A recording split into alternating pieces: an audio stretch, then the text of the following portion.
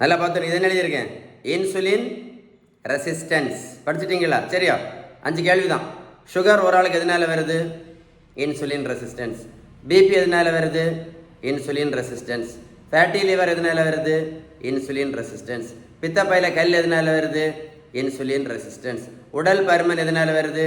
Insulin resistance. PCOD எதனால வருது? Insulin resistance. PCOS எதனால வருது? Insulin resistance. எல்லாம் ஒன்று தான். ஹார்மோன் பிரச்சனை ஏன் வருது? Insulin resistance. மாதவிடாய் பிரச்சனை ஏன் வருது? Insulin resistance. குழந்தையின்மை பிரச்சனை ஏன் வருது? Insulin resistance. இப்படி நான் சொல்லிட்டே இருந்தேன்னா கிட்டத்தட்ட எல்லா நோய்க்கும் முக்கியமான ஒரே ஒரு காரணம் இன்சுலின் ரெசிஸ்டன்ஸ் தான்.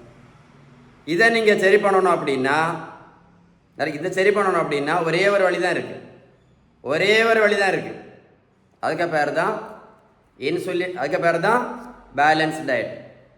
நீங்கள் பேலன்ஸ் டயட்டு கடைபிடிக்கவில்லை என்றால், ஒரு கூட சொல்கிறேன், நீங்கள் பேலன்ஸ்டு டயட்டு கடைபிடிக்கவில்லை என்றால் இன்னொரு 50 வருஷம் சுகர் மாத்திரையும் போடணும், பிபி மாத்திரையும் போடணும், தைராய்டு மாத்திரை மட்டும் இல்லை, இன்சுலின் போட்டால் கூட என்ன ஆகாது? நோய் கண்டிப்பாக சரி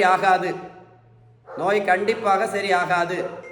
பேலன்ஸ் டயட் ரொம்ப ரொம்ப முக்கியம் அப்படின்னு யார் சொன்ன? நான் சொல்லலை, எனக்கு கதை கிடையாது.